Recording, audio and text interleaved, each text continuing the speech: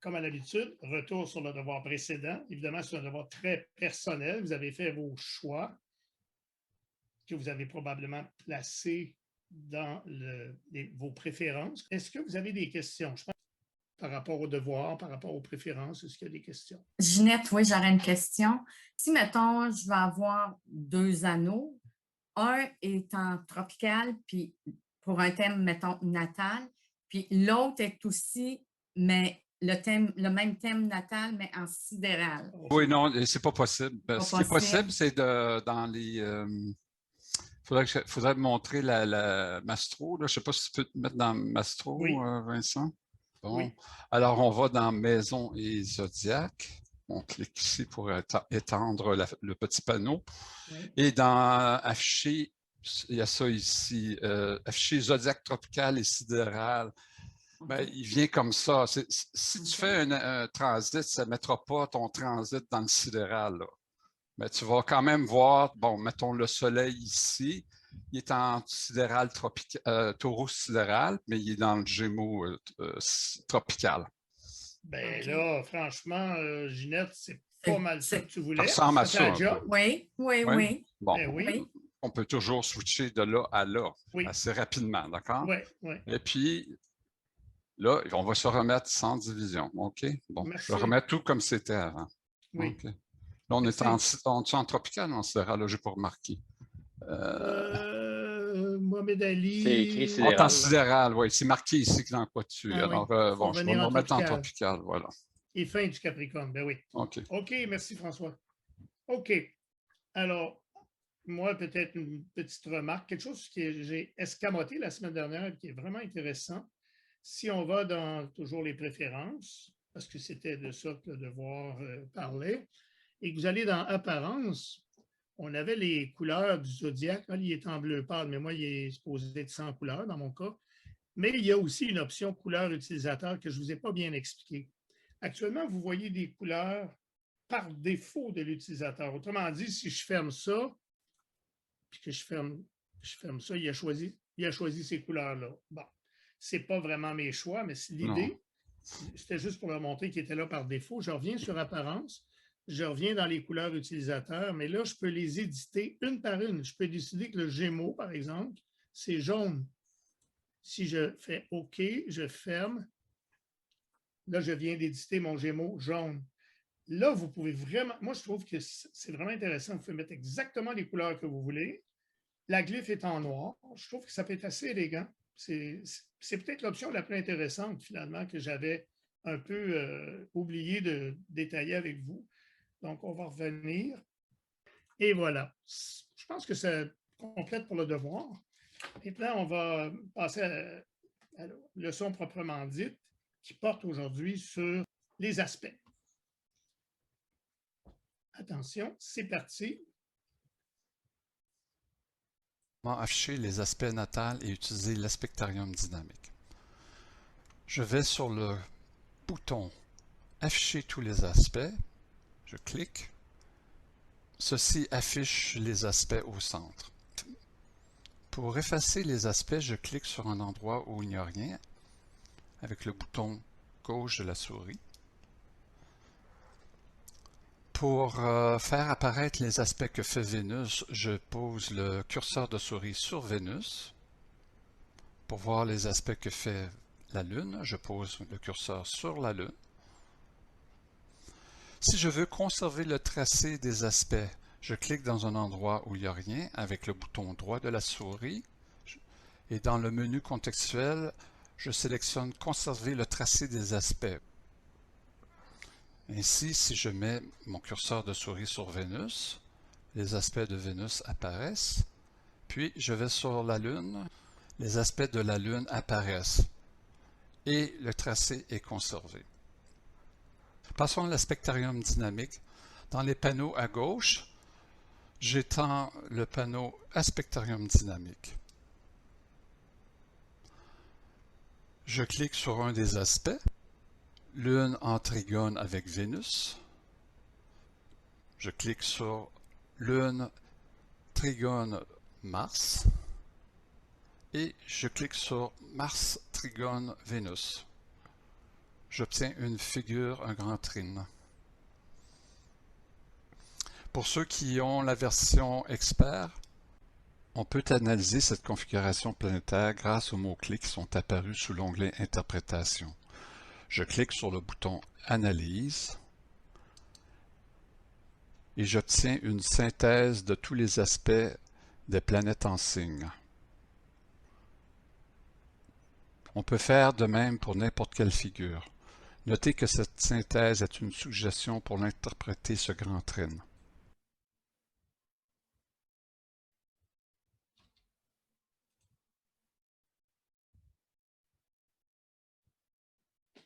Je retourne sur l'aspect Vénus-Mars et je clique à nouveau dans la case. Je retire l'aspect. Même chose si je retire l'aspect Lune-Mars et l'aspect Lune-Vénus. François, quand tu les retires, comme tu viens de le faire, ça retire l'interprétation aussi, si je ne m'abuse. Oui, oui. Oui, Oui. hein, c'est ça. C'est vraiment intéressant parce qu'on peut bâtir et débâtir progressivement. Évidemment, comme on l'a vu la semaine dernière, les lignes d'aspect sont affichées une par une, mais seulement si, une par une ou comme on veut, mais de toute façon, au départ, il faut que le choix du style de carte soit en mode européen, c'est-à-dire ce que nous, on utilise régulièrement. Bon, les aspects sont affichés un par un lorsqu'on passe la souris au-dessus d'une planète, comme on vient de le voir, ou d'un angle. Aussitôt que vous quittez, l'aspect n'apparaît plus, à moins que vous ayez activé la fonctionnalité de conserver les aspects. Si jamais vous avez un doute, vous dites comment ça se fait que l'aspect n'apparaît pas, il devrait apparaître. Ben, en général, ce que vous devez faire, c'est soit l'orbe qui est incorrect ou la visibilité de l'aspect. C'est-à-dire que si jamais vous avez ce genre d'accident, vous allez dans Outils, dans Préférences, vous allez dans Aspect, et il se peut très bien, cliquer sur Ajuster, que vous ayez oublié de cocher à droite ici, ou que l'orbe soit trop étroite, et ça empêche l'aspect d'apparaître. Une autre possibilité aussi, on aurait pu mentionner, c'est que si vous avez joué avec le zoom et que vous avez baissé le zoom très, très bas, regardez, mettons, je le mets à 10 %, c'est sûr que si je fais tous les aspects, il n'y a presque rien. Regardez, il y a juste 2 aspects dans le thème qu'on voit à l'écran. Donc, on va revenir, on verra ça tantôt. Je vais revenir d'un seul clic, je reviens à 100. On verra comment faire tantôt.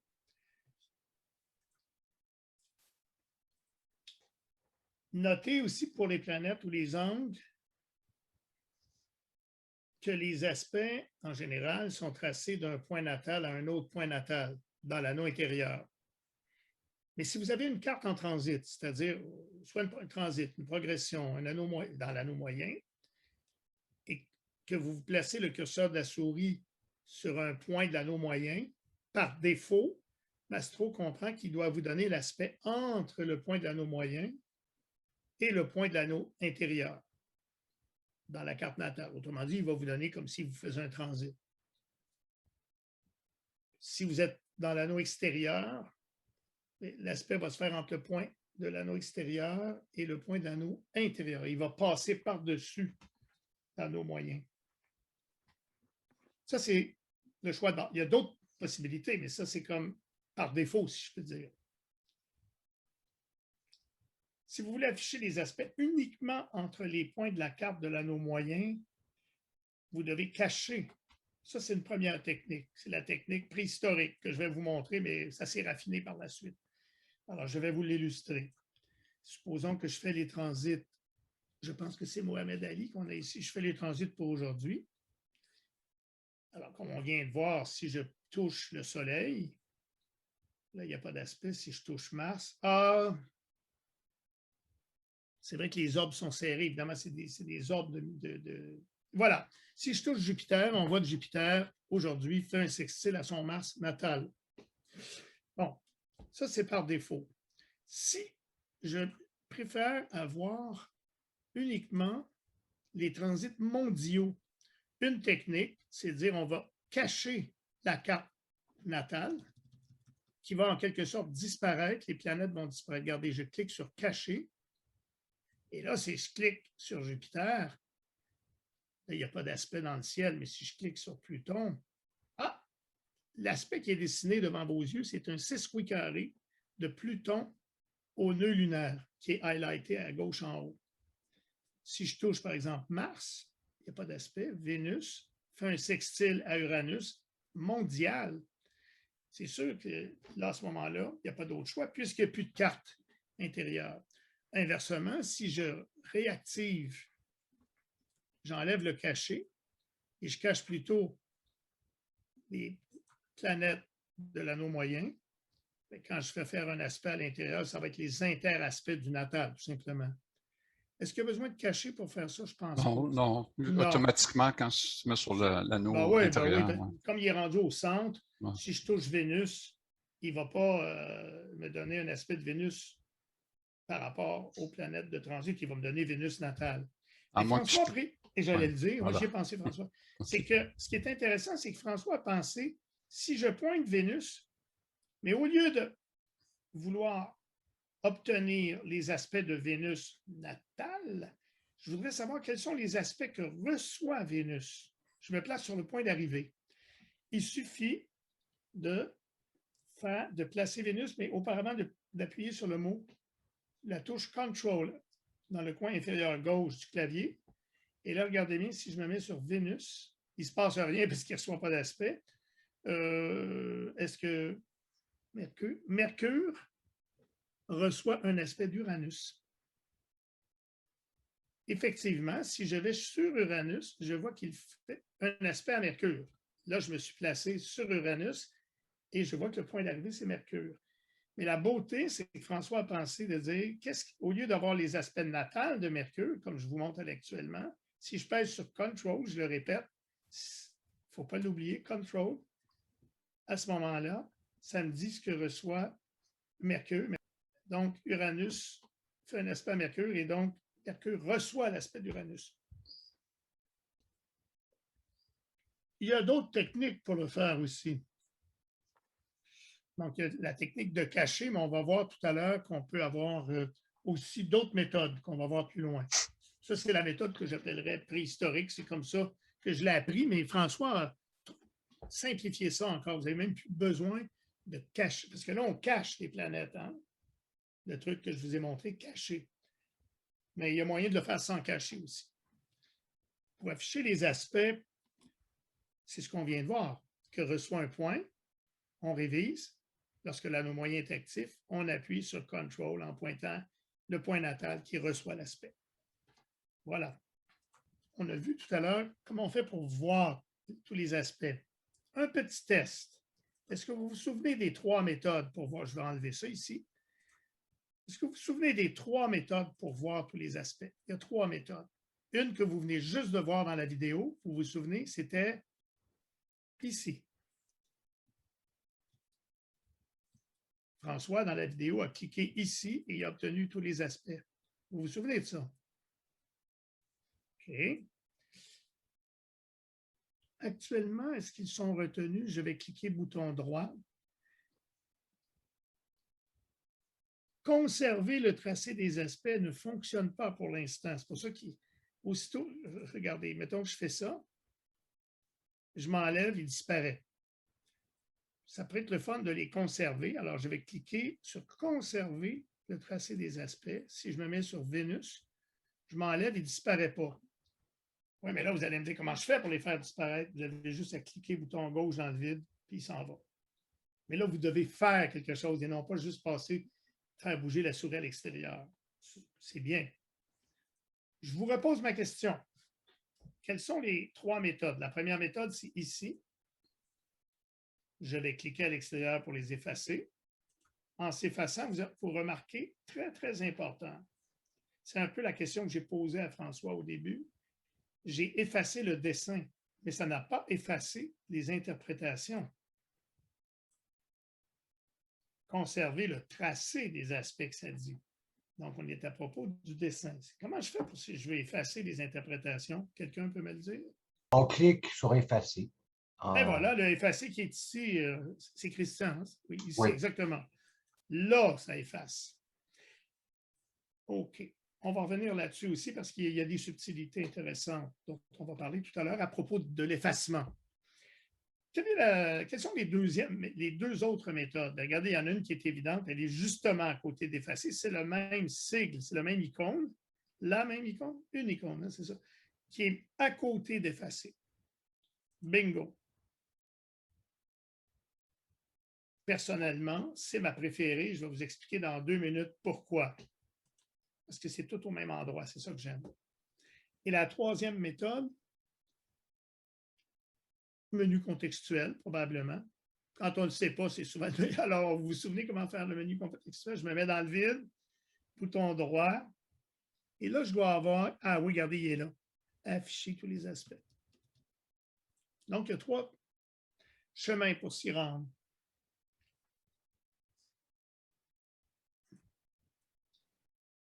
Pour afficher les aspects en permanence, on vient juste de le faire. J'ai cliqué sur conserver tous les aspects. Alors, Mastro possède des contrôles pour afficher et ajuster le comportement d'affichage. Revenons dans Mastro. Le menu déroulant à côté ici. À côté d'afficher. Voyez-vous qu'il y a un menu déroulant ici?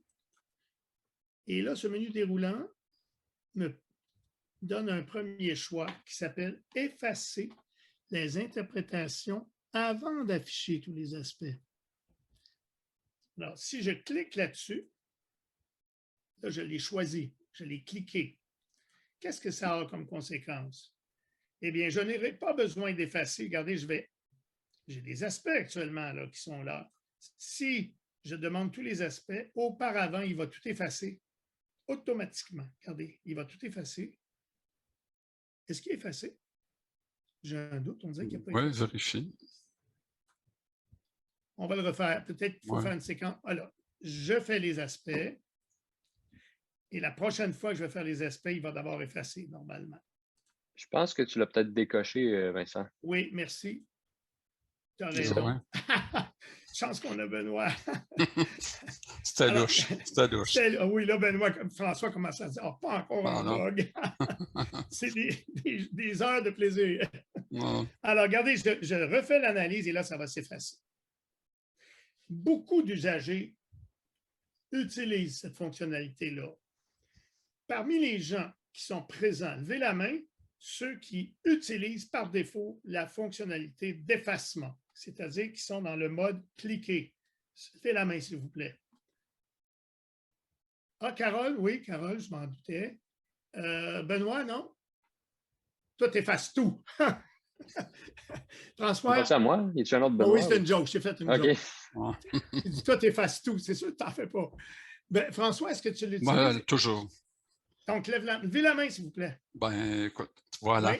Mais Ben, on voit disons, que c'est une majorité.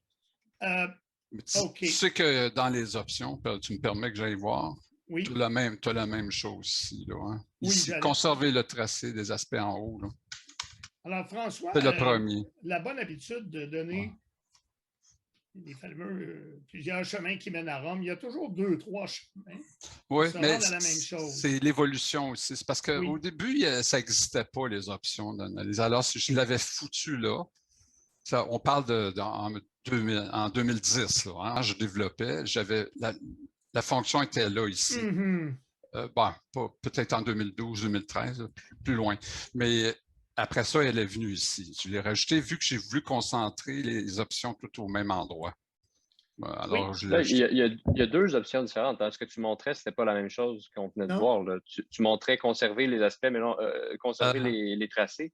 Mais là, on parlait d'interprétation. L'interprétation. Ah, il n'a peut-être pas montré le bon. Attendez, conserver le tracé ici. Là. Non, les interprétations. Ça, c'est conserver les interprétations sous curseur. C'est le même. C'est pas le deuxième? Puis effacer les interprétations avant. Oh oui, c'est la raison, Benoît. Bien, oui, je ne montrais pas le bon, c'est le deuxième. Je m'excuse. Je me suis trompé. Ouais, je pensais que c'était le premier, c'était tracé, mais c'est autre chose, en fait. Hein. Non, c'est autre chose, oui. Mais non, tu ne comprends pas. Ça parle de la même chose. Il y en a un qui est conserver les interprétations, puis l'autre, c'est effacer les interprétations. C'est un ou l'autre, j'imagine? Non, c'est des C'est checkbox. bizarre. Mais non, moi, c'est-tu un... Non. Laisse-moi faire. Non, là, on Ben, il y a en a les un deux qui en même dit, il y en a un qui dit de la planète sous curseur, alors c'est pas la même chose. Ah Là. oui, oui, Ouais, oui, oui, oui, c'est oui, ça. oui, oui. Moi, je vais décocher. Sous curseur, sans expansion. Fermé. Bon. Je voudrais ajouter quelque chose, mettons, une remarque psychologique. Si vous êtes un petit peu anxieux intellectuel, oh merde, il y a 3 méthodes à mémoriser, c'est compliqué. Mais non, c'est pas comme ça qu'il faut le voir. Il suffit que j'en sache une, pas besoin de savoir les. L'idée, c'est de me rendre. J'ai 3 chemins pour y aller. J'ai 3 ponts pour sortir de la ville. Je vais-tu me chialer que j'ai 3 ponts? Oh, c'est compliqué, il y a 3 ponts, je suis tout mêlé. Prenez celui que vous aimez. C'est comme ça qu'il faut le voir en François, je pense. C'est Oui. moins stressant. Oui. Toi, je comprends que tu vois les 3, là, mais tu comprends qu'un usager peut dire, moi, j'ai ma méthode préférée. Ça dépend du contexte, je te dirais. Si tu es en train de travailler tu es ici, tu es dans ce panneau-là, ben c'est sûr que tous les aspects, ce bouton-là est plus accessible. Je suis là. Oui. Je vais effacer, ben, c'est là que je suis. Alors, pourquoi j'irais là? Je peux aller là. Mais au pire, si quelqu'un. Ouais. Si je suis en train de faire quelque chose ici, là, je ne sais pas, puis je suis proche de ça, puis je veux tous les aspects, je vais aller là. Ouais. C'est Mais juste. tu es d'accord avec moi que ça suppose okay. un niveau de maîtrise et de familiarité qui arrive peut-être pas la première année, mais Non. qu'il n'y a pas lieu d'être anxieux avec ça. C'est tout ce que je dis. Non. C'est ça que je voulais dire. C'est que de toute façon, vous allez y arriver avec autrement. Donc, c'est plus comme ça qu'il faut le voir, à mon avis.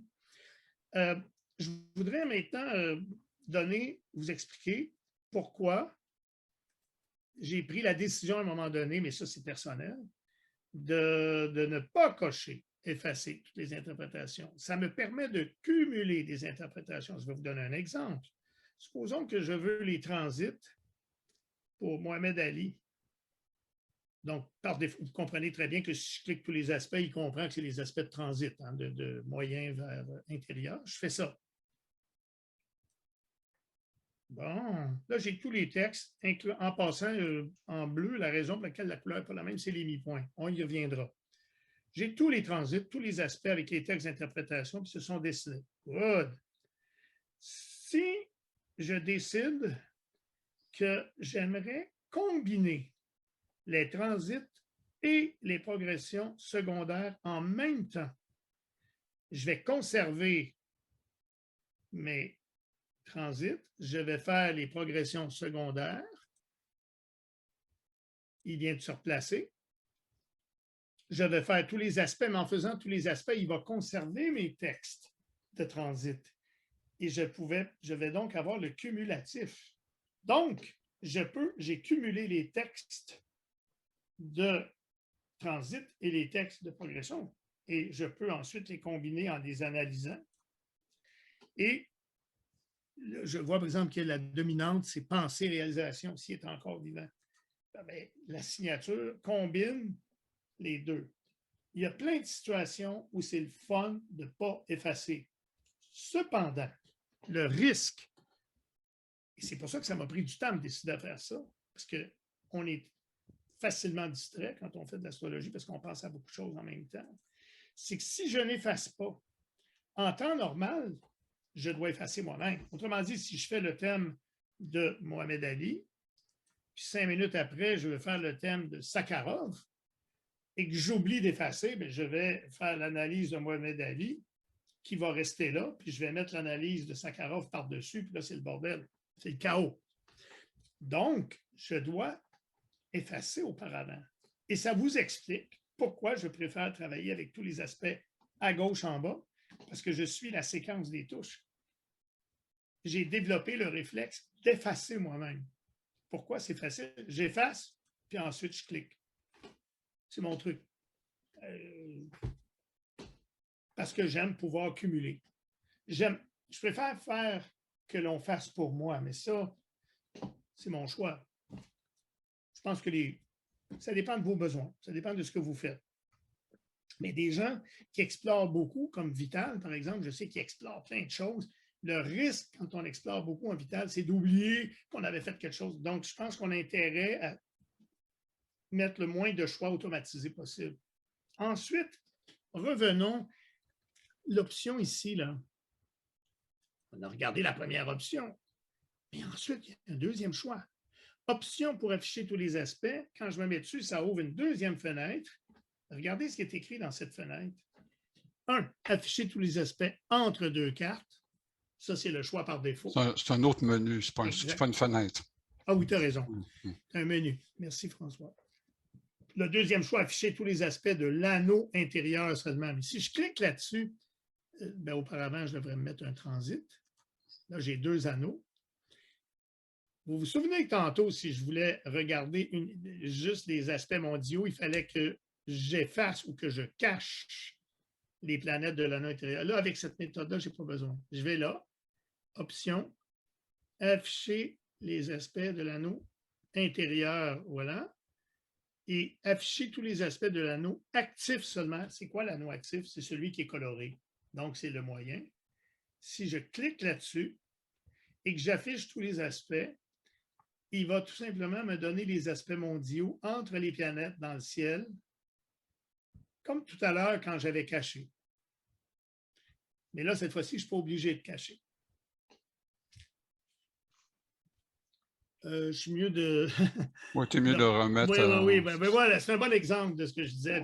C'est vrai que Vital, hein, tu fais beaucoup de choses comme ça, puis c'est très facile d'oublier, puis là, à ce moment-là, on ne comprend plus les résultats qu'on obtient. Alors, je vais penser à me remettre dans le choix par défaut et je vais continuer la prochaine diapo. C'est ce qu'on vient de faire. Le menu déroulant à côté du bouton afficher tous les aspects, c'est ça qu'on vient d'explorer ensemble. Et à la barre d'outils. Alors, la barre d'outils, elle est à droite. Donc, je vais effacer l'anneau moyen. Alors, les fameuses barres d'outils. Là, on ne parlera pas de courbe cette semaine, on va parler de la deuxième barre d'outils. En réalité, cette barre d'outils, je pense qu'elle était là par défaut, mais en réalité, elle vient de outils, puis elle s'intitule barre d'outils, et c'est la barre d'outils numéro 2. Puis quand vous la cliquez, là, elle est cliquée, mais mettons, je la déclique, elle disparaît. Vous avez vraiment intérêt à la garder, là. Il l'a mis mobile, mais bon, je vais la remettre. Puis les courbes aussi. Ces 2 barres d'outils-là sont toujours là. Quand vous la mettez, là, elle est allée se mettre là, mais elle pourrait être ailleurs. Est-ce que je peux la draguer? Ou tout simplement, si je clique bouton droit, bouton gauche, la fermer, c'est ce que je viens de faire. Option d'affichage. Là, ça va me donner le choix entre la mettre là où elle est, à droite, qui est la position que j'aime bien, mais je peux la rendre flottante. Si je la rends flottante et que je ferme, elle est allée se mettre par mémoire là où elle était la dernière fois. Mais là, je peux vraiment la déplacer, la mettre où je veux. Je peux même la mettre au centre ici. Je trouve que c'est y accorder beaucoup d'importance. Quoiqu'elle est vraiment intéressante. Je vais la laisser là. Alors, on va aller de droite à gauche. Qu'est-ce qu'elle fait? Le premier choix ici, tous les aspects à nos moyens, à nos... Ah, mais c'est une troisième méthode. On va l'illustrer. Je vais mettre un anneau moyen. C'est une troisième méthode. Alors, tous les aspects à nos moyens à anneau intérieur, ça c'est standard. Il me fait tous les aspects de transit. Je pense que c'est la 4e méthode, si je ne me trompe pas. Le menu contextuel aussi. Ah, tu as raison, mais je ne l'ai pas vu. Ben oui, tu m'en as parlé tantôt. Est-ce que tu sais de quoi je parle actuellement? Ben, tu ne parles pas d'afficher tous les aspects? Non, mais non, je parle de plus subtil que ça, là. Ah, OK, les excuse-moi. histoires d'interanneaux, est-ce que c'est l'anneau extérieur par rapport à l'anneau intérieur? Okay, oui, ça, il y a 3 méthodes. D'abord, j'ai manqué la 2e méthode, ça veut dire, c'est pas grave, c'est moi. Mais regarde, c'est parce que si je regarde le deuxième choix, tous les aspects entre l'anneau moyen, de l'anneau moyen. Autrement dit, les aspects qu'on appelle mondiaux. Regarde, si je clique là-dessus, voilà une troisième façon, vous reconnaissez le dessin, d'avoir les aspects mondiaux des planètes dans le ciel. C'est la troisième façon. La première façon, c'est qu'on cachait les planètes. C'est la moins élégante que j'ai appelée préhistorique. La deuxième façon, c'est avec le menu déroulant ici. Puis la troisième façon, c'est direct avec cette petite barre qui est vraiment pratique. Je vais les enlever. Ici, maintenant, la troisième Le troisième piton de la droite, tous les aspects de l'anneau intérieur, ça va de soi. J'ai beau avoir un transit, je veux me rappeler quels étaient les aspects nataux, je les fais, et là, je les ai. Je les efface en cliquant à l'extérieur. Maintenant, on arrive à cette fonctionnalité qui est un zoom sur les orbes. Qu'est-ce que ça fait? C'est un facteur d'agrandissement ou de rétrécissement des orbes général. Autrement dit, si par exemple, je me mets ici à 200, prendre un chiffre facile, qu'est-ce que ça fait? Ça double les orbes, sans exception. Dans le natal, ça va doubler. 10 degrés, par exemple, pour la conjonction, va devenir 20, et ainsi de suite. Pour les transits, 1,32 va devenir 2,64. Et même les mi-points vont jouer. Le 0,35, les mi-points va devenir 0,70, avec l'exemple que je viens de vous donner. On peut également les rapetisser. C'est-à-dire que je peux aller en bas de ça, je peux aller jusqu'à 10 pour regarder les orbes très serrés. Quel est l'avantage de ça? Eh bien, ça vous permet de tester très rapidement, d'expérimenter quel est l'effet de grossissement d'orbe ou de rétrécissement d'orbe sans être obligé de tout redéfinir vos orbes en allant jouer dans outils, préférences, aspects, puis là, rentrer dans ajuster les orbes. Vous n'êtes plus obligé de faire ça. C'est sûr qu'ici, c'est plus subtil parce que le 10 peut devenir 8, mais le 6 du sextile reste 6. Ou François, ça devient 4. C'est un grossissement cohérent. Hein? Tout est doublé ou 0,25. Mais moi, j'aime beaucoup ça. Beaucoup, beaucoup. Ça, c'est rapide. Et le seul inconvénient, c'est de l'oublier. Mais en orange, il s'oublie voilà. moins. On ne peut pas ne pas le voir. Dernière chose, c'est que si je veux revenir à 100, entre le mot orbe et le chiffre 10, si je clique ici, là, c'est tout petit, paf, je suis à 100 d'un coup. Maintenant, j'aimerais ramener orbe là-bas. Là, vous allez dire, je vais le déplacer. Non, ce n'est pas la bonne méthode. Il y a une méthode bien plus rapide. Je clique bouton droit, option d'affichage, et je lui demande, va te mettre barre d'outils ancrée en haut à droite, qui est sa place naturelle. On est revenu au bon endroit. C'est en principe plutôt là que nous avons tendance à le laisser. Toi, François, est-ce que tu le laisses? Oui, je laisse toujours là. Ouais. Oui, hein? Bon, alors continuons. On va le résumer à l'écran. À gauche, c'est le zoom, pourcentage de réduction d'agrandissement uniforme. Le premier, c'est tous les aspects. Le premier, en partant de la droite, regardez le même ordre. Tous les aspects entre l'anneau moyen et l'anneau intérieur, c'est standard. Tous les aspects de l'anneau moyen seulement. Et tous les aspects de l'anneau intérieur. Franchement, là, celui-là, c'est champignon. C'est simple, hein? C'est vraiment simple. C'est peut-être celui que j'aurais tendance à préférer. Ah, le fameux aspectarium dynamique. Allons voir ça. Premièrement, pour l'ouvrir, là, il y a deux flèches ici. Il y a une flèche à droite et une flèche à gauche. Si je clique sur la flèche de droite, d'abord, il me donne un message qui est un petit peu sibyllin pour moi. Il m'avertit, avant de s'ouvrir, qu'il ne me recommande pas d'utiliser l'aspectarium dynamique en même temps que l'option « Conserver le tracé ». Il y a quelque chose qu'il n'aime pas là-dedans. On ne rentrera pas dans les détails, mais c'est actuellement coché. Donc, il me suggère de décocher l'option « Conserver le tracé ». Ça rentre en conflit de programmation avec la procédure du... c'est un peu, ça mène à la confusion parce que d'un côté, tu dis, regarde, conserve le tracé des aspects. Alors, si tu promènes ta souris sur une planète, ça va conserver le tracé des aspects. Puis là, tu t'en vas dans ton aspectarium dynamique, puis tu cliques sur un autre aspect. Là, tu dis, ben, je ne retrouve pas l'aspect que j'ai dans mon aspectarium, celui que j'ai conservé mettant ma souris sur la planète. Je ne le retrouve pas dans mon aspectarium. Tu as raison. Puis en plus, François, j'irais dans ton sens en disant qu'il y a une fonctionnalité dans l'aspectarium dynamique d'effacement. Quand tu cliques dessus, on l'a vu dans la vidéo tantôt, quand tu cliques dessus, à la fin, tu défaisais Donc, ça rentre en conflit, là. Donc, tu as Ben, un raison. petit Donc, peu. Mais c'est pas. donc, le mieux, ouais. le mieux, c'est de prendre le choix qui est proposé en bleu, décocher, mais il faut vous en souvenir que vous l'avez décoché, là, c'est ça, si jamais vous voulez le retrouver. Alors, je vais décocher. Là, actuellement, j'ai un aspectarium carré. Vous êtes probablement plus habitué à un aspectarium triangulaire. C'est parce qu'actuellement, il me donne l'aspectarium des transits. Regardez, juste de moyen à intérieur, ça veut dire des transits. On va y venir. Commençons par le plus simple. Je vais faire le choix de l'aspectarium intérieur, tout simplement. Et il a choisi d'effacer, de cacher l'anneau extérieur. Et là, vous avez remarqué que je l'ai ouvert avec ce bouton-là ici.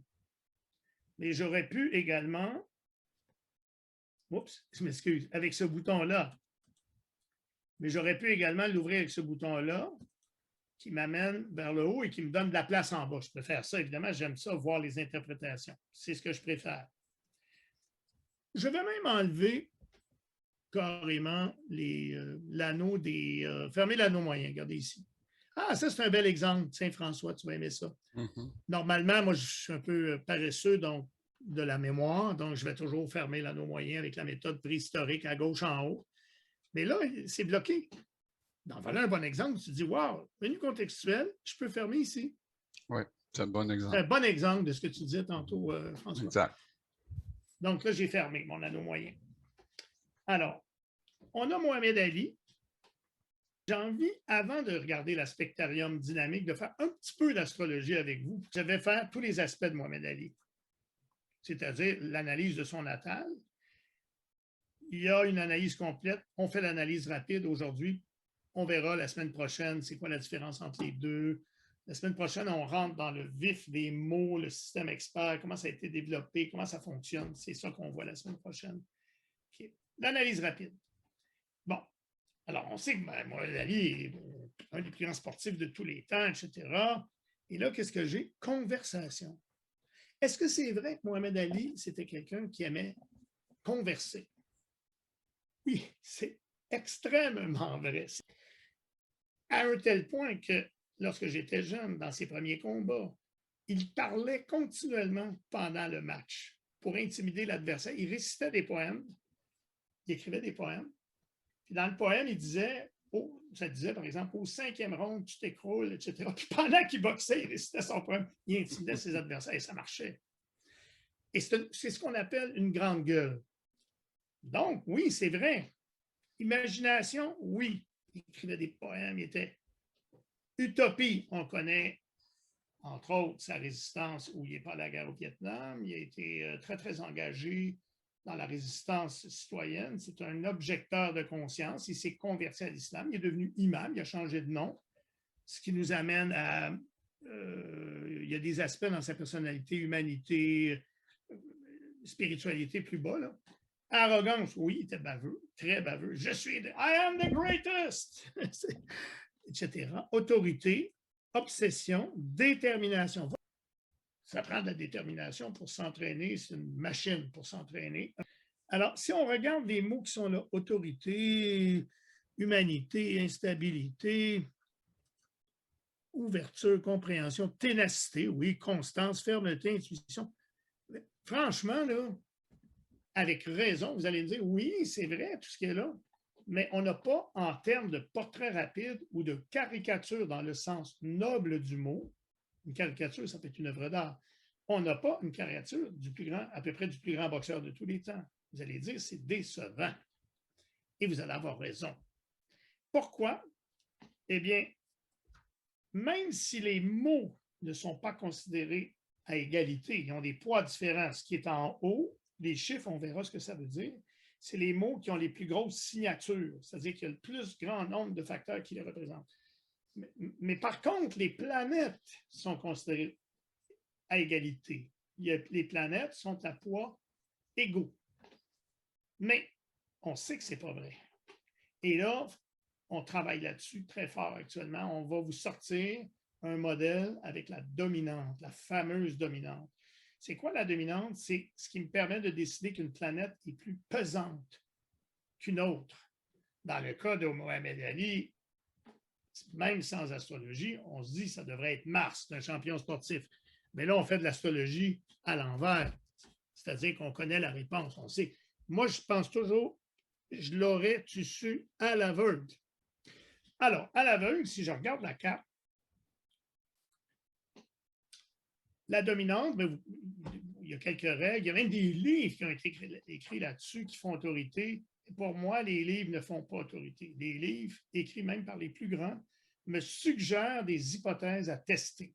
Donc, on est en train de travailler là-dessus, puis on va y revenir. Il y a des règles, la dominante. Par exemple, vous allez tout de suite penser au maître de l'ascendant. Autrement dit, l'ascendant, c'est Lion, donc son soleil pourrait être une dominante. Oui. Le maître, s'il y a un amas, par exemple, il y a un amas ici, il y a 3 planètes en Verseau. Ah, Verseau, ça pourrait être Uranus.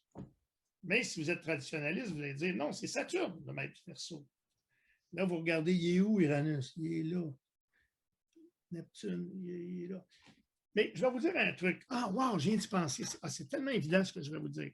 C'est que, êtes-vous d'accord avec moi que la dominante, si quelqu'un est né la même date que Mohamed Ali, le 17 janvier 1942, il y a des millions de personnes qui sont, une centaine de milliers de personnes qui sont nées ce jour-là dans le monde. Ils n'ont pas toutes la même dominante. La dominante, c'est quelque chose de hautement spécialisé. Mohamed Ali est martien parce qu'il est né à cette heure-là, à cet endroit-là. C'est quelque chose d'extrêmement éphémère, spécialisé, rapide. On est d'accord avec ça. Donc, tous les critères de dominante qui ne tiennent pas compte de l'heure de naissance sont déjà suspicieux pour moi.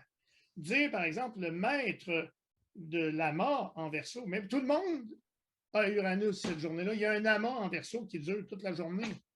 Et ce n'est pas tous des Uraniens. Donc, les critères de la dominante devraient être des critères d'instantanéité éphémère, c'est-à-dire les maîtres des maisons, mais même avant les maisons, les angles, l'ascendant, le milieu du ciel, les aspects aux angles, mais n'importe quoi, mais qui a rapport. Et le plus naturel, c'est, en fait, c'est la seule recherche, finalement, qui est à peu près la seule recherche au 20e siècle. Maintenant, il y en a, mais au 20e siècle, c'est les résultats de Gauquelin. Et Gauquelin a montré que les champions sportifs avaient tendance à naître avec Mars près du milieu du ciel ou près de l'ascendant. Et bizarrement, ça dérange un peu, c'est que la position dominante pour lui de Mars, près du milieu du ciel, donc c'est quelque chose de très rapide, hein, le milieu du ciel, il bouge vite. C'est plus en maison 9, curieusement. Puis c'est pas tout à fait conjoint au milieu du ciel, c'est comme environ à 10 degrés, entre 10 et 17 degrés. Regardez où est son Mars. Son milieu du ciel est à 12, je m'excuse, puis son Mars est à 3. Donc, il y a 9 degrés d'écart. Ça ne peut pas être plus bingo dans la position Gauquelin, forte Gauquelin. Donc, c'est un critère de dominante. Il y a d'autres critères, on les verra. Mais alors, voici la façon que je vous montre tout de suite. On la reverra. Vous faites tous les aspects, comme on vient de faire, mais avant de faire l'analyse, vous dites on va rajouter une couche de Mars. Donc, vous resélectionnez Mars en vous mettant dessus. Il va rajouter. Et vous pouvez même mettre 2 couches. Là, maintenant, Mars apparaît combien de fois dans le modèle? Il apparaît 3 fois. Tous les aspects, une fois supplémentaire et une autre fois supplémentaire. Mars est rendu de poids 3. Et là, je fais l'analyse. Et là, vous allez voir le boxeur.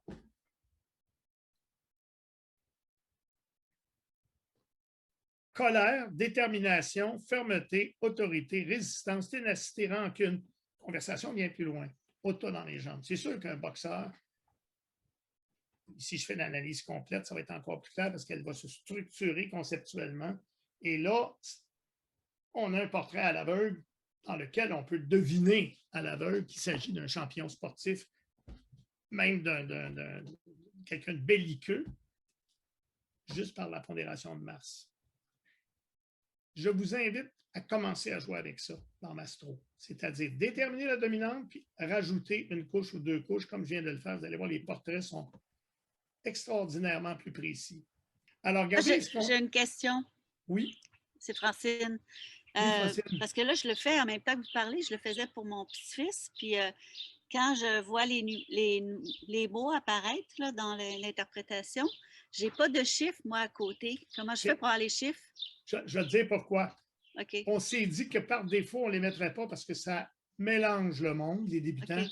Je me souviens de mon fils, la première fois qu'il a vu mon logiciel, il dit « Ah, il dit, papa, il dit, wow, il y a 9 sur 10 de colère. C'est pas sur 10. OK? Et si on ne comprend pas, c'est mieux de ne pas les voir. Parce que les OK. chiffres, ils me servent juste à les mettre en ordre, Francine. OK. Si tu veux les voir, tu vas dans Options et tu cliques ici sur Afficher les codes numériques ici. OK, d'accord. C'est beau. Mais par défaut, on les a enlevés pour les débutants. Merci. Merci de ta question. Regardez, il y a colère. Si je développe colère, regardez ce qu'on a: tension, agressivité, rancune, violence, précipitation, conflit, irritabilité, impatience. Le deuxième mot, détermination, fermeté, autorité. Est-ce que vous pensez qu'on peut voir un boxeur là-dedans? La colère et la détermination, la ténacité, la dureté des entraînements. Ensuite, la conversation. Oui, c'est une grande gueule. En troisième, expression, convivialité, loquacité, etc. Assurance, arrogance. Le portrait est vraiment, vraiment, vraiment meilleur. C'est vraiment impressionnant. Et je vous invite à jouer avec ça. Revenons à nos moutons, c'est-à-dire, qu'est-ce que ça vient faire, ça? J'efface tout. Quelqu'un pourrait dire, ben moi, je m'intéresse au Mars de Mohamed Ali, juste le Mars. On peut s'intéresser à n'importe quelle planète. Si je m'intéresse à Mars, je vais cliquer dans la zone incluse dans les lignes rouges ici.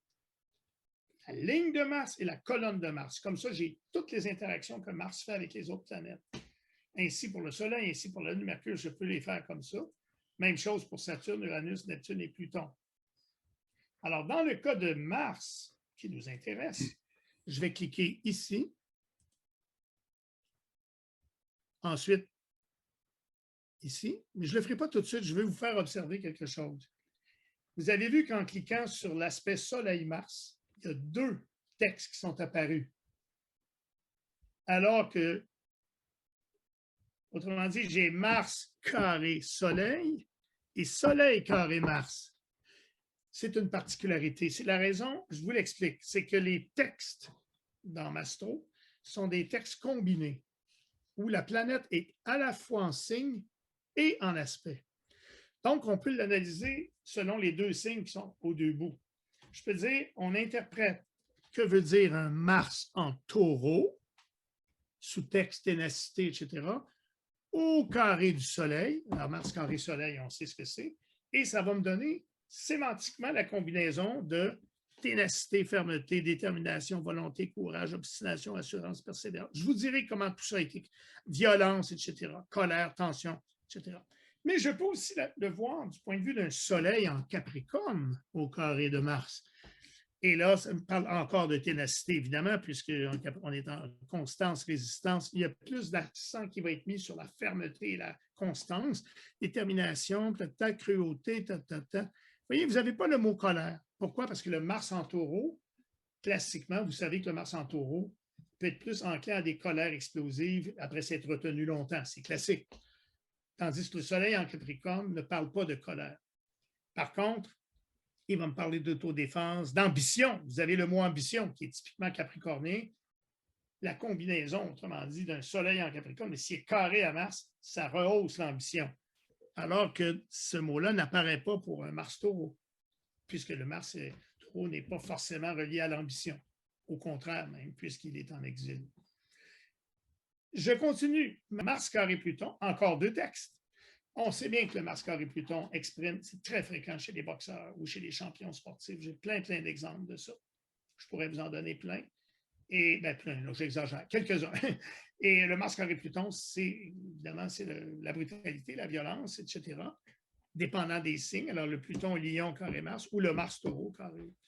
Et ensuite, on a le 6 carré au nœud et la conjonction au MC. Si je prends tout ça et je l'analyse rapidement, ben ça va vous donner juste un portrait de Mohamed Ali, mais juste un portrait basé juste sur son Mars. On aura éventuellement un rapport dans Mastro qui va vous analyser le portrait de chacune de vos planètes. Quel est le Mars de Mohamed Ali? Ce n'est pas le même Mars que moi, là. le Mercure de Monet. Chaque planète représente une dimension de la psyché, puis c'est le fun d'avoir des portraits individualisés pour chaque planète. Ça, c'est presque fini. François, dans la prochaine version, probablement qu'on l'aura. En passant, ça vous dit résistance scolaire. Là, c'est sûr, il n'y a pas de surprise. C'est sûr que c'est des mots martiens. C'est plus impressionnant tantôt, parce que tantôt, on avait le portrait complet. On a cliqué sur Mars, puis là, ça a vraiment fait monter la dureté, la cruauté, etc. Ce qui n'est pas forcément le cas. J'aurais très bien pu prendre un thème, cliquer sur Mars, puis il n'y aurait pas eu autant de mots martiens qui seraient montés en haut de l'échelle. C'est toute la structure. C'est que Mastro est capable de faire une analyse systémique globale en tenant compte de tous les facteurs, ce qui dépasse un peu nos capacités de calcul ou d'analyse humaine. Là, remarquez les mots qui sont la résistance scolaire, cruauté, fermeté, assurance. Là, je vais vous dire une chose. Si je reviens dans les interprétations, se sont-elles effacées? Oui, elles s'effacent très facilement. Donc, je vais revenir ici. Je vais le refaire. Soleil, Mars, Mars, Mars, Mars. Est-ce que vous remarquez qu'il n'y a pas de mi-point? Les mi-points sont en violet. Ce n'est pas bien grave. Les portraits natals sans mi-point sont bons pareil. Pourquoi il n'y a pas de mi-point? Parce que ça n'a pas rapport. Le mot le dit, aspectarium. Les mi-points n'ont pas d'affaire là-dedans. On regarde les aspects. Oui, mais moi, j'aurais aimé ça avoir le portrait avec les mi-points. Parfait. On va effacer ça. Puis on va y aller tout simplement. On va cliquer sur Mars. Et là, je vais les avoir, les mi-points. Regardez, ils sont là. En violet. Par contre, là, vous allez avoir juste un paragraphe par aspect. Toujours du point de vue de Mars en taureau. J'ai cliqué sur Mars en taureau. Autrement dit, je n'aurai pas Mars en taureau, carré Soleil en Capricorne, ainsi que Soleil en Capricorne, carré Mars. J'ai juste Mars en taureau, carré Soleil. Je n'ai pas les deux. C'est normal, j'ai cliqué sur Soleil. Par contre, ça me fait un portrait très intéressant. Si je clique l'analyse rapide, vous allez voir que ça ressemble beaucoup. Résistance, colère, fermeté, détermination, courage. Là, on a perdu les deux paragraphes, mais par contre, on a ajouté les mi-points. Et ça donne un résultat aussi bon. C'est deux approches différentes. Une dernière remarque vraiment intéressante qu'on peut appliquer, c'est qu'on peut, grâce à l'aspectarium dynamique, on peut dessiner les configurations. Vous avez remarqué qu'il y a un T carré dans le thème de Mohamed Ali. C'est le T carré pugilistique, c'est le T carré Mars, Soleil, Pluton. Alors, je peux l'isoler en cliquant ici, Mars, carré, Soleil. Mars, opposé Pluton. Soleil. Soleil opposé Pluton et Mars, carré Pluton. Je viens de dessiner le T carré. Ça, moi, je trouve ça fantastique. Je pense qu'il n'y a pas de logiciel autre que Mastro qui font ça. Et en plus, il y a l'interprétation. Non seulement vous avez isolé le dessin, mais en plus, vous pouvez interpréter le T carré en tenant compte des aspects et des signes. Vous allez voir comment les textes ont été créés. C'est vraiment très, très... C'est un travail de moine. Ça a pris 2 ans. Si je l'analyse, si je fais l'analyse rapide du T carré, vous allez voir que ça parle d'autorité, d'autoritarisme, de cruauté, de domination. Il y a un facteur autorité qui s'est ajouté à cause de Soleil-Pluton, qu'on n'avait pas tantôt. C'est fabuleux, on peut vraiment s'amuser avec ça. On peut faire de la recherche en plus. Quand je dis de la recherche, ce n'est pas de la grosse recherche statistique. Là. Je parle d'une recherche clinique sur nos clients, sur nos amis. On peut développer notre esprit de recherche. Donc, j'aimerais aussi vous montrer quelque chose de très amusant. C'est qu'il y a une structure aussi chez Mohamed Ali qui est un grand trine. Il y a Soleil, Uranus, Neptune. Alors, Soleil, Trigone, Uranus. Oui, regardez pas les textes. Regardez pas les textes. Soleil, Uranus, je les mets pareil, mais regardez-les pas. Soleil, Uranus, Soleil, Trigone, Neptune et Uranus, Neptune. Ça parle de quoi chez Mohamed Ali, ça, ce Soleil, Uranus, Neptune? Y a-t-il quelqu'un qui a quelque chose à dire là-dessus? Mohamed Ali, c'est parce que moi, je le connais aussi. Là. C'est ça. Un rêveur, non? Oui, mais c'est un utopiste, c'est un spirituel. Il a changé de nom, puis il était prédicateur, il était vraiment très impliqué. Si on analyse cette structure-là, vous allez voir que ça parle, la structure, ce grand trine, sagesse, compassion, subtilité, imagination, sensibilité, intuition, volonté, créativité. Là, on a quelqu'un, mysticisme, utopie. Oui, et je peux faire l'analyse complète avec la structure. Vous allez voir qu'elle est plus structurée à deux étages avec l'analyse complète. Et vous allez avoir un portrait de Mohamed Ali dans sa spiritualité. Sagesse, dans sagesse, j'ai intuition, subtilité, compassion, sensibilité, volonté, dévouement, bienveillance, imagination, etc. Là, mais j'ai quelque chose d'encore plus surprenant à vous montrer. Là, il n'y a pas de mi-point. Hein? Comment je fais pour avoir le grand trine, mais faire apparaître les mi-points? Là, je vous montre un truc préhistorique, avant même d'avoir l'aspectarium. Voici ce que nous faisions, François et moi. On s'en va dans Planète, dans Préférences. Il y a un chemin plus rapide, mais je vais y aller comme ça dans Planète. Je décoche toutes les planètes et j'efface tout sauf Soleil, Uranus, Neptune qui forment le grand trine. Si je ferme et que je fais tous les aspects, par défaut, il va me faire le grand trine. C'est plus long, c'est plus fastidieux que d'y aller avec l'aspectarium. Par contre, ça vous donne les mi-points. Alors, vous allez. Alors, on est d'accord que les aspects qui sont là, si je fais la synthèse, on arrive à la spiritualité, tout ça. Êtes-vous d'accord? Regardez bien ce qu'on rate si on n'a pas les mi-points. Ça, c'est juste pour vous donner un avant-goût des mi-points. Regardez les mi-points. Soleil, Uranus, Neptune. Est-ce que quelqu'un sait ce que ça veut dire en mi-points? Est-ce que j'ai quelqu'un qui est familier avec les mi-points ici? Non? Vous allez tomber à terre quand vous allez voir ce que ça dit. Faiblesse, vitalité, manque de vitalité, influençabilité, fragilité, sensibilité, réceptivité, originalité, léthargie, épilepsie.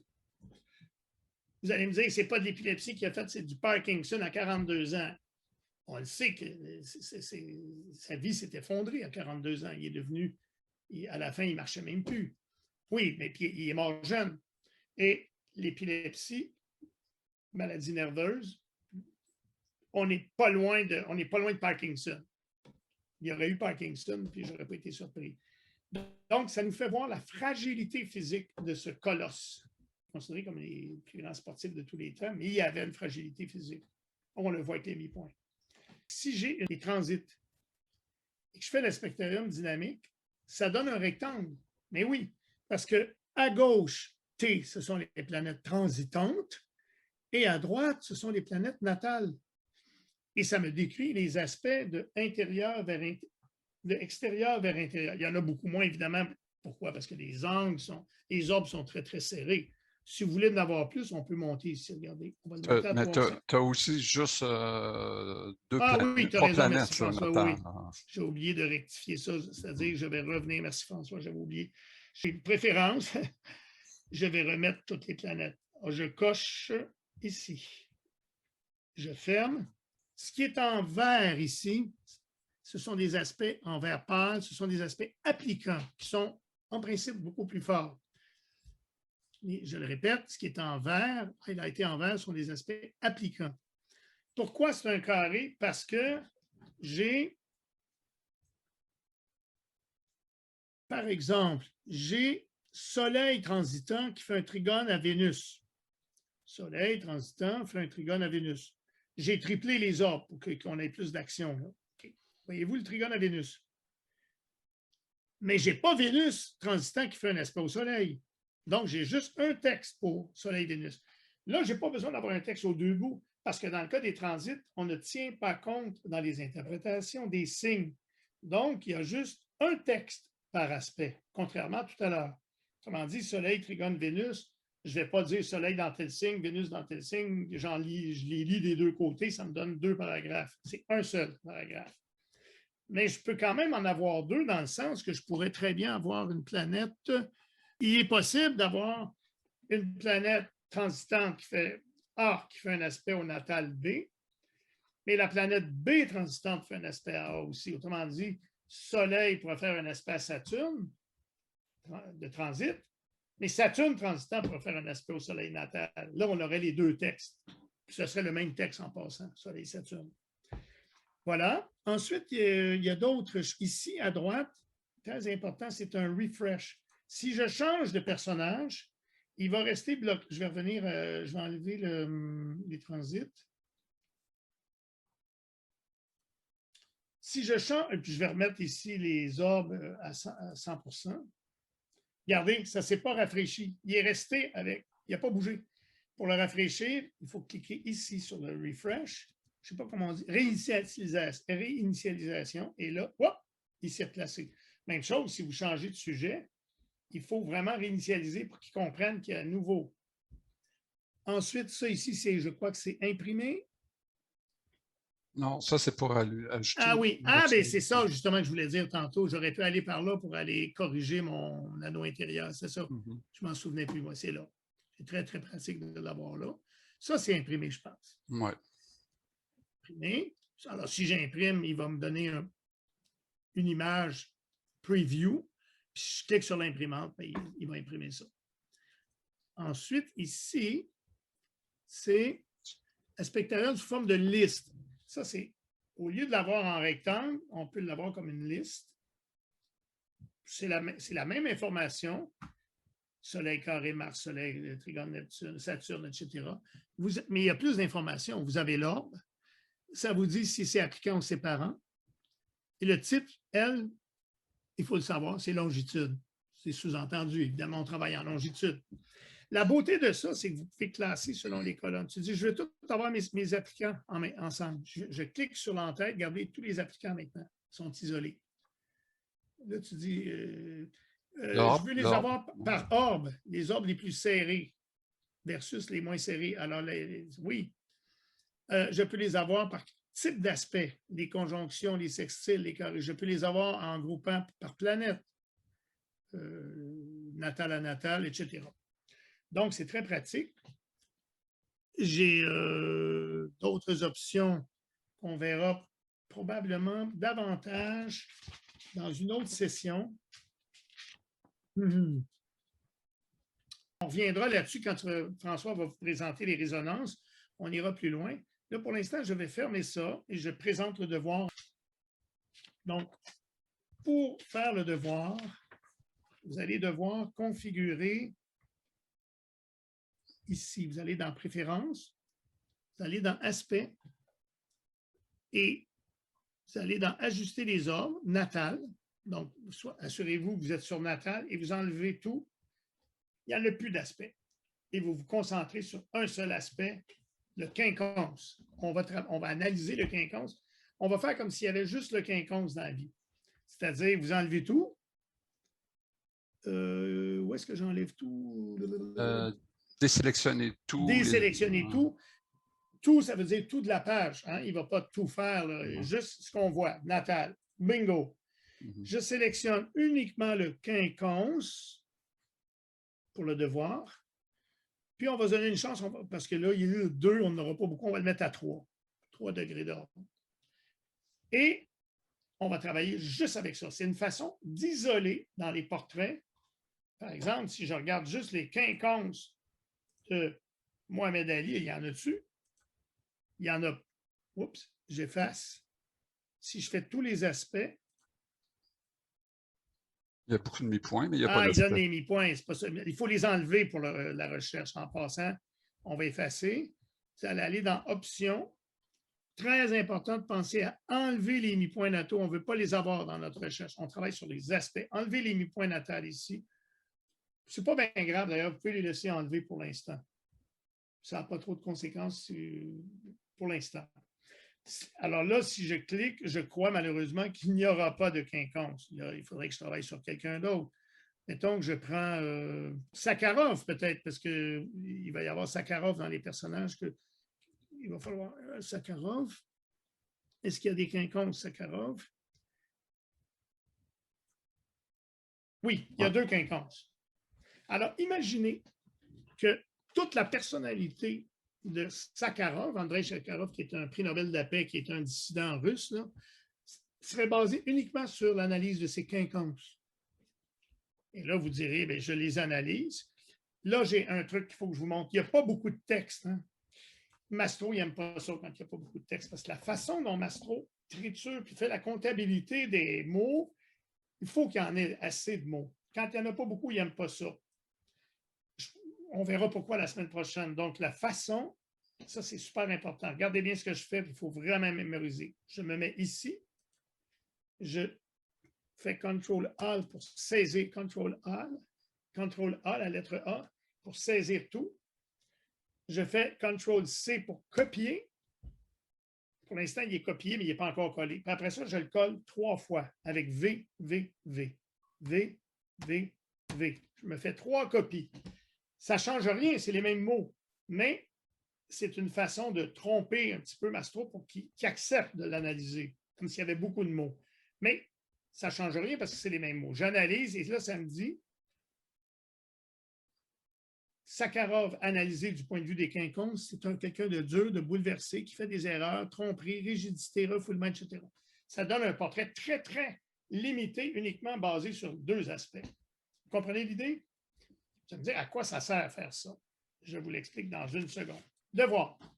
Là, je vous parle du quinconce depuis tantôt, ça c'est votre devoir. Mais je donne d'abord, moi je l'ai fait. J'ai fait mon devoir pour vous donner un exemple. Je l'ai fait avec le semi-sextile, parce que c'est 2 aspects, le semi-sextile et le quinconce, qui ne font pas l'unanimité. Alors, je vous montre qu'est-ce que j'ai fait avec le semi-sextile, que vous allez être appelé à compléter, puis ensuite, vous allez faire votre propre recherche sur le quinconce.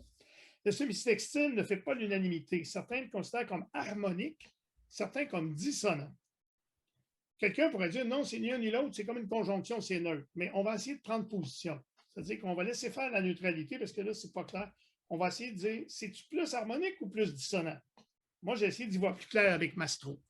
Dans préférence, aspect, ajuster les ordres, méthode natale, j'ai tout décoché comme je viens de vous montrer. Puis j'ai coché uniquement le semi-sextile. Tout à l'heure, je vous ai montré l'exemple avec le quinconce. Là, je vous le montre avec le semi-sextile. J'ai mis 3 degrés d'ordre, parce que 2,5, je me dis, il n'y en aura pas assez.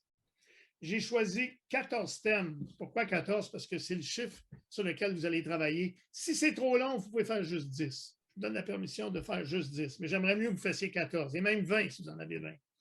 Moi, j'ai pris 14 thèmes de célébrité dans les données publiques, et pour chacun de ces thèmes, j'ai obtenu tous les semi-carrés, les semi-sextiles,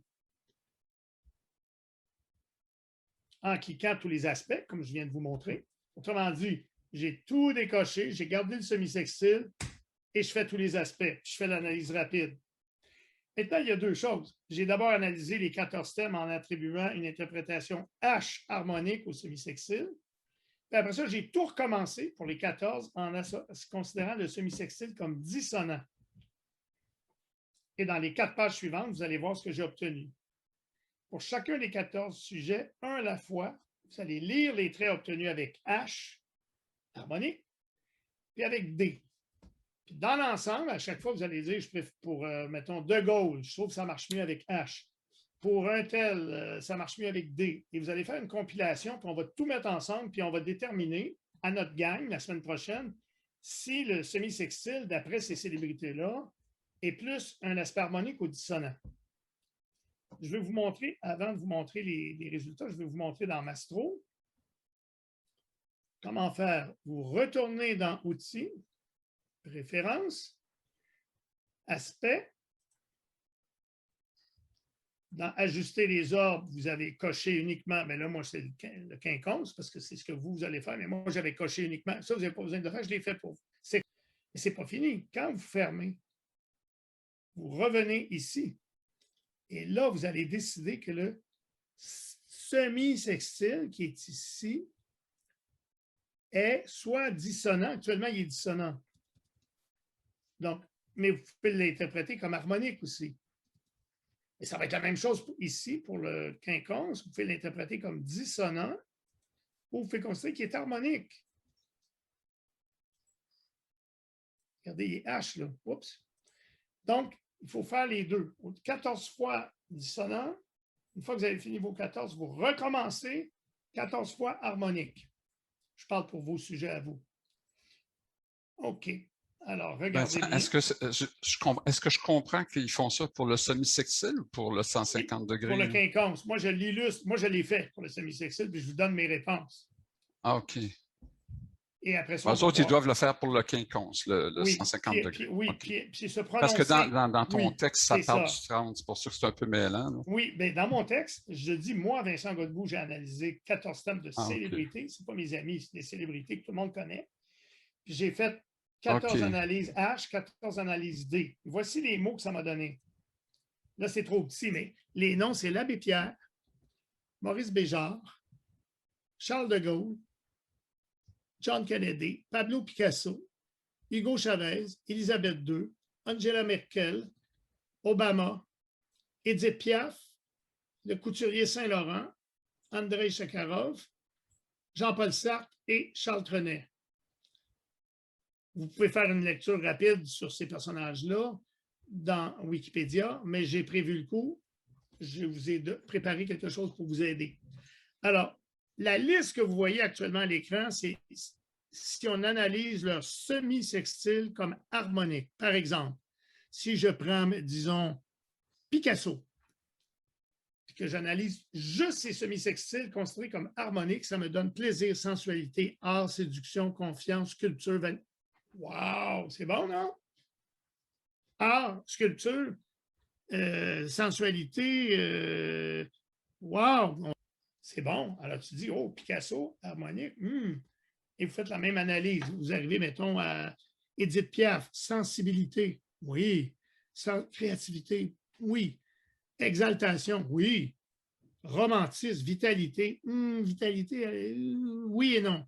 Réalisation, oui. Pressentiment, subtilité, etc.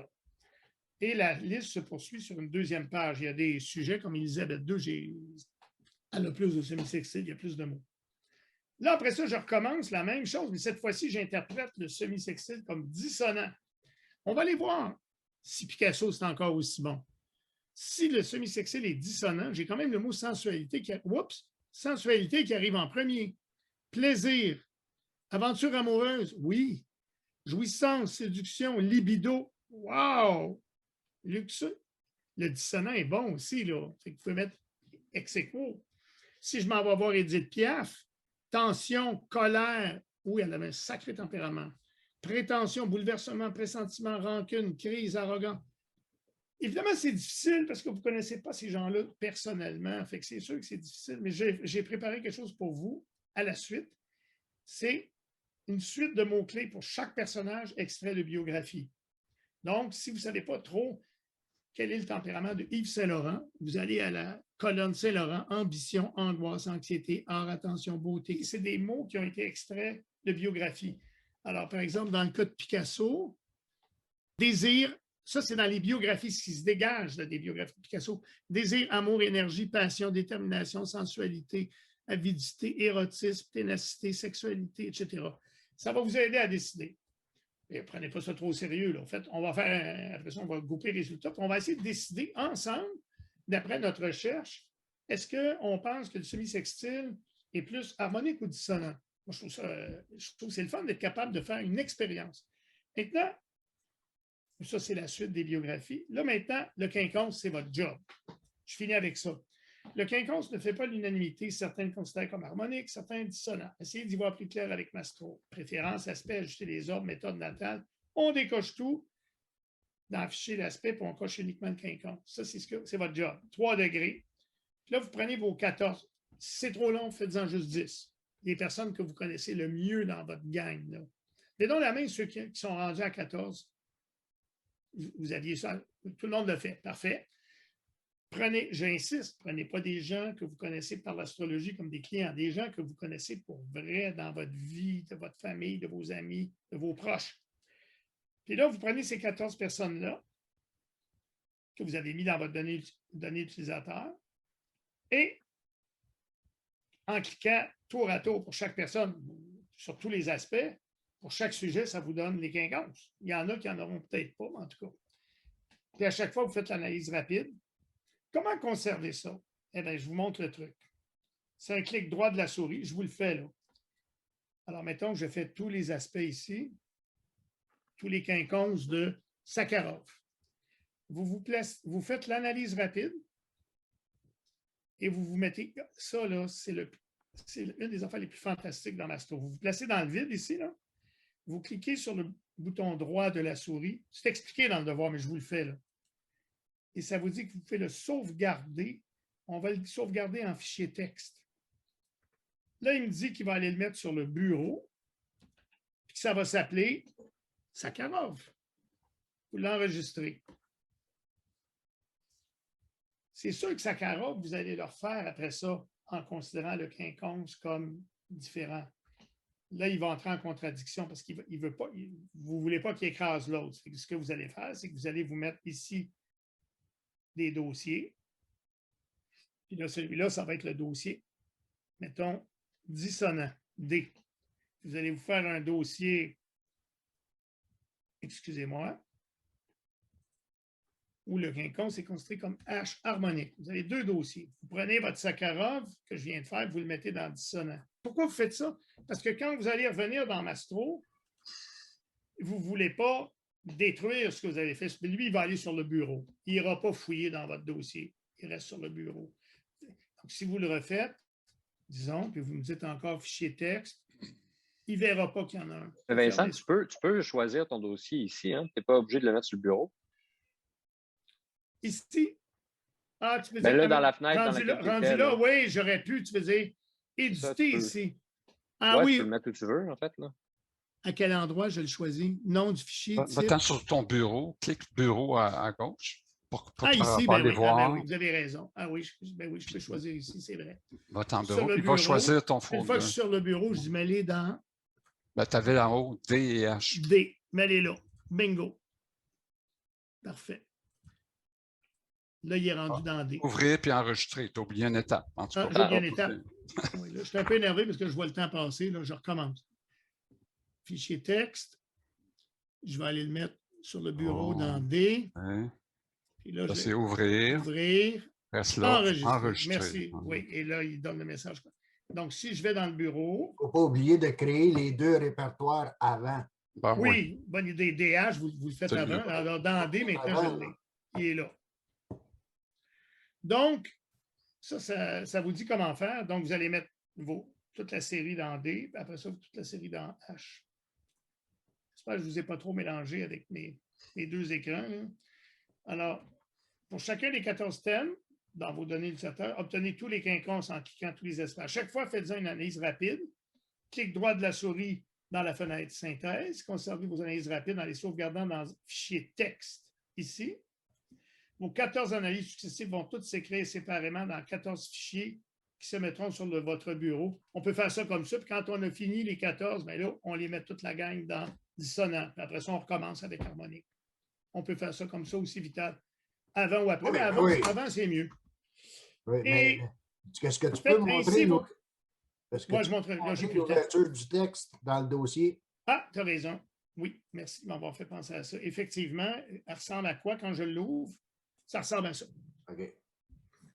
Alors, vous allez pouvoir juger en regardant ces mots-là, en comparant les listes. Autrement dit, si vous prenez, mettons, Sakharov, vous ouvrez Sakharov harmonique, Sakharov dissonant, puis vous décidez. Là, on passe Sakharov. Votre ami Jean-Pierre. Joe Blow.